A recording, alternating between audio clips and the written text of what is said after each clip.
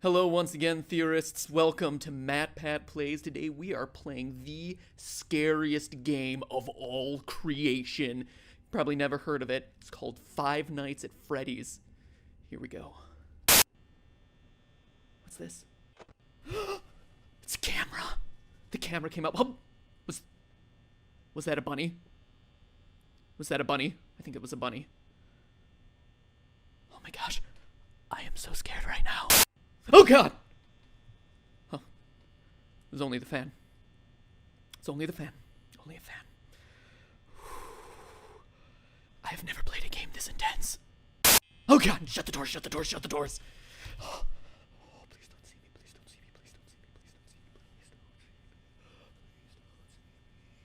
I'm so scared right now, I'm so scared. Can you tell how scared I am right now?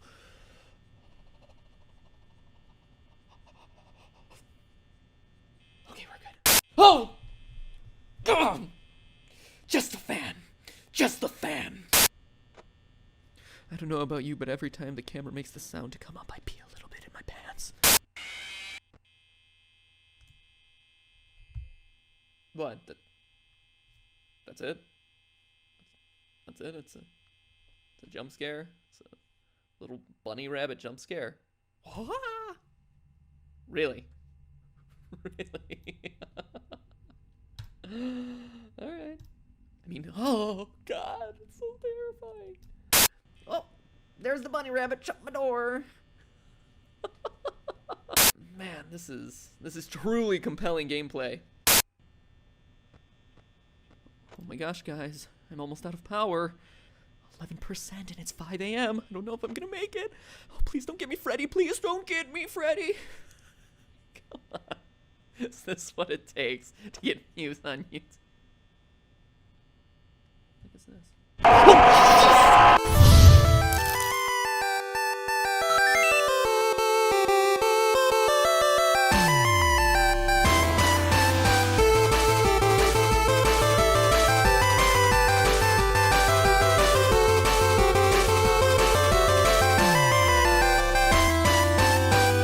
Hello, Internet! Welcome to Game Theory, where fear is our middle name. Matthew Fear Patrick. It's a very strange name. Okay, I'll admit it, I didn't give Five Nights at Freddy's enough credit when it first came out. A few jump scares from creatures that, aren't that scary. People overreacting to it on YouTube. Meh, pass. But then when I asked you about it, you showed overwhelming support for an episode on the game on Twitter, so I began to dig a little deeper and deeper. And what I found was some of the most interesting storytelling, most intriguing mysteries, and most disturbing events I'd read about in a long time. Now, if you were just to play the game straight through 5 days, the story would actually come across as pretty superficial. You're the new night guard watching the security cameras at a Chuck E. Cheese-style restaurant called Freddy Fazbear's Pizza. 4 animatronics roam the halls at night because the owners don't want their servos to lock up. Bad news is, you can't let them near you, or else they'll kill you on the spot because you look like a naked endoskeleton. Ow, ow! Show them those circuits! Apparently, one of them bit someone back in 87, presumably 1987. And the past guard leaves you recorded phone messages to act as your tutorial, that is, as much as he could record before he got himself killed. And that's it! Stay 5 nights, collect your paycheck, done, game over, play something new. But playing it that way is doing the game a huge disservice, because that's not even scratching the surface. If you're really observant, you start to unravel the layers of unsolved mysteries around this place. You find that there's a 5th animatronic, that posters on the wall will change randomly, that news clippings appear and disappear, telling the dark secrets of this twisted place. Putting it all together, here's the rest of the story. Freddy Fazbear's Pizza, once a popular restaurant, fell into hard times when 5 children went missing there after being lured to a back room by a man dressed in a character costume. Though a suspect was caught and convicted, the bodies of the children were never recovered. discovered. The pizzeria was also threatened with shutdown due to sanitation complaints, as foul odors started to come from the animatronics, blood and mucus oozing from their eyes and mouths. The last article, written years after the incident, states that the pizzeria would finally be closed by year-end. In addition to the core 4 robots, Chica, Bonnie, Freddy, and Foxy, there's also a 5th, unofficially referred to as Golden Freddy. Ignoring the rules of physics, Golden Freddy appears and disappears at will, can inexplicably travel through doors, wherever, causing strange hallucinations. And when he attacks you, you're not taken to the typical game over screen, your game crashes. So that's unsettling. And there's also strange messages appearing on the walls, repeating the words, "It's me." According to the game's creator, the place is indeed haunted by what we can only assume to be the spirits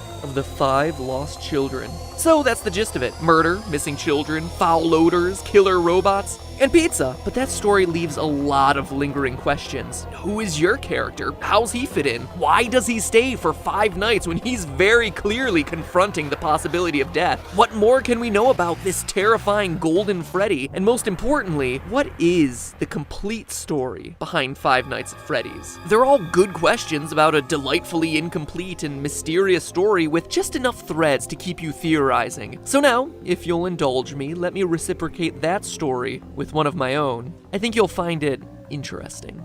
December 1993, Aurora, Colorado. 10 p.m. Tuesday night at a local Chuck E. Cheese. After a family birthday party runs long, manager Margaret Kohlberg and teenage employees Sylvia Crowell, Ben Grant, Colleen O'Connor, and Bobby Stevens are forced to stay late to close up shop. But as Margaret tallies receipts in the back, Bobby scrubs down the kitchen, and the other 3 work outside in the main arcade. Unknown to any of the 5, there's actually a 6th person locked in the building with them, waiting silently in the darkened restrooms. A 19-year-old named Nathan Dunlap. Earlier that year, Nathan had begun working there as a cook, dough master, before getting fired in July after a disagreement over his hours. Now, 5 months later, he was back.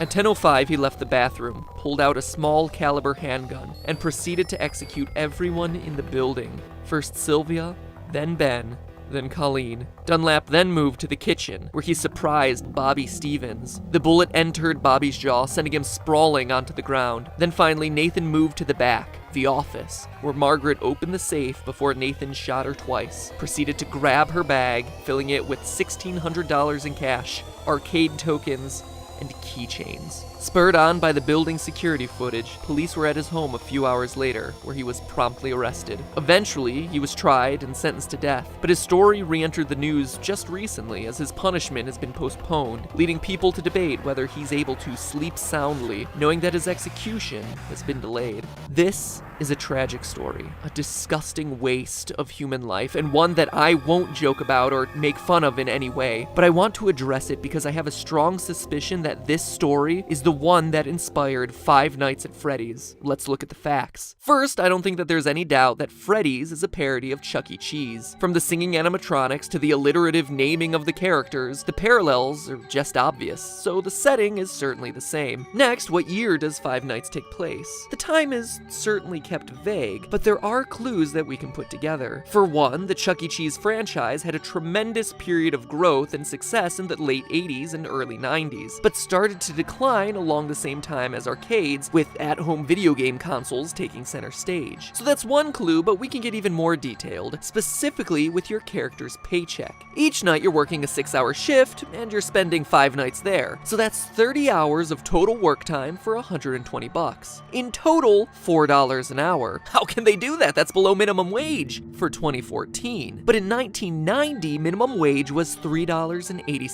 In 1991, it was raised to $4.25. And by 1996, you were looking at about $5 an hour. So the game seems to take place between 1991 and 1996. The Nathan Dunlap story took place in 1993. But let's move on to the most important comparison, the victims. In the game, there were 5 child victims. In the real-life story, there were also 5 victims. But we can get even more specific. Online theories about the game always tend to draw a parallel between the number of kids missing to the number of animatronics, saying that the children children's bodies were stuffed in the various suits. And this appears to be true. Bonnie and Chica both have moans and raspy breath sound effects, as though someone's trying to cling to the last threads of their lives stuffed inside the costumes. And other sounds made by the animatronics are just slowed down versions of children's laughs and screams. Additionally, as the news clipping mentions, the suits ooze blood and mucus and begin to stink, like decaying bodies or reanimated corpses. So 5 victims, 5 suits, seems like a slam dunk, but nowhere does it say that all 5 were murdered, only that they went missing and couldn't be found. Also, the trouble a lot of people have with this theory is Golden Freddy. Why is that guy so limp and lifeless? So unlike the others. It's weird, until you go back to the real life story. Yes, there were 5 people shot that night in Chuck E. Cheese, which matches the 5 victims in Freddy's story, but of those, 1 survived.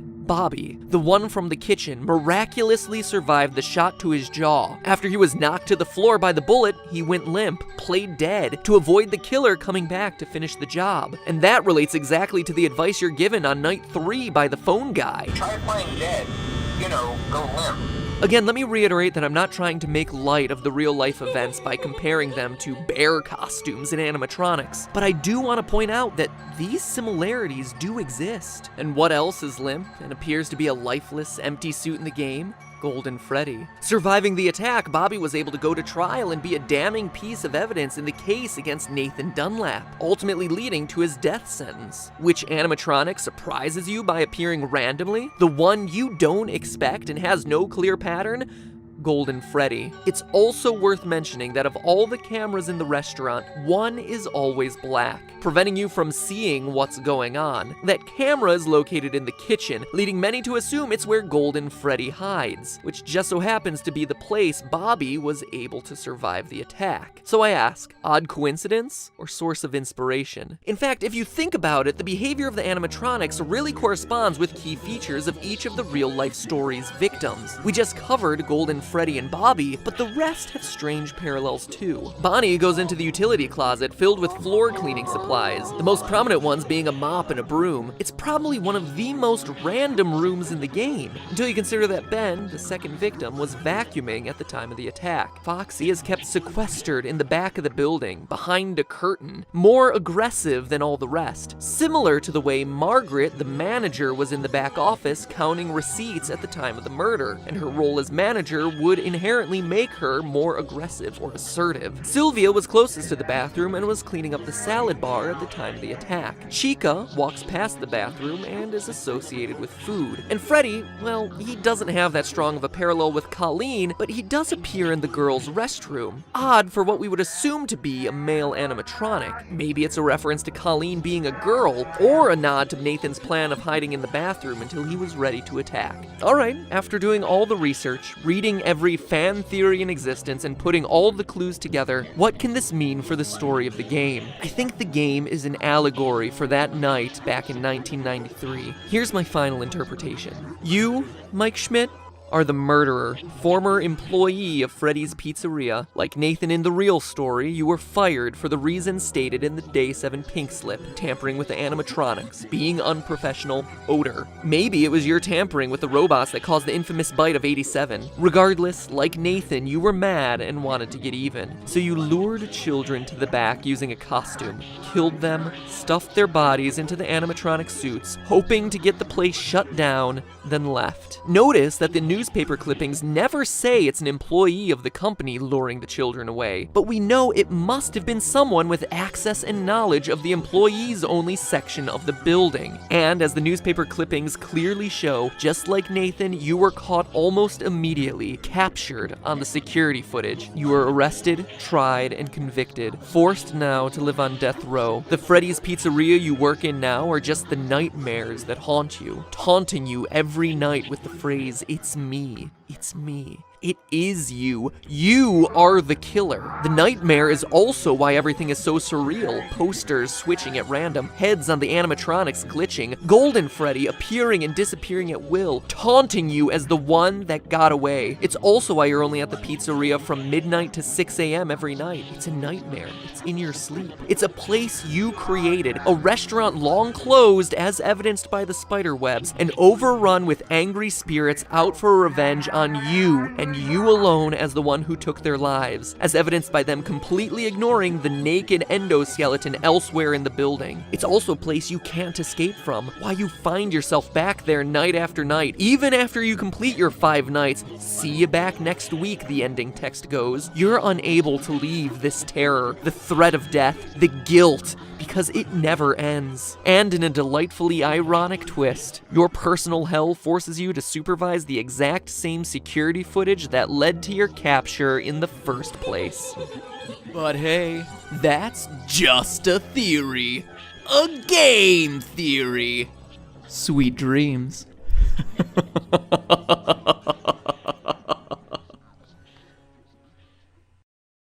You know what October reminds me of? Traveling from door to door in order to get free snacks on Halloween. But get this, with NatureBox, every month is like your own personal reverse Halloween, where you don't have to do anything and the snacks come to you at your door. Huh. Pretty awesome. No costumes required. The only thing that is required is that you scroll your mouse on down the screen and click the link in the description or type in naturebox.com/MattPat, choose your 5 favorite snacks, and bada bing bada boom, free trial box arriving straight to your door. No tricks, all treats, just for you. The only thing scarier this Halloween would be no more NatureBox! That was super cheesy, I know. But seriously, their stuff is really good. So you should click the link in the description and check it out. And as always, thank you for supporting the sponsors who support us. It really does make a big difference on this channel for all us theorists. And now, if you'll excuse me, I need to go hide under the covers and rock myself to sleep because this episode was kind of creepy. And it's really dark in here, and never been good with the dark, so yeah, I'm gonna go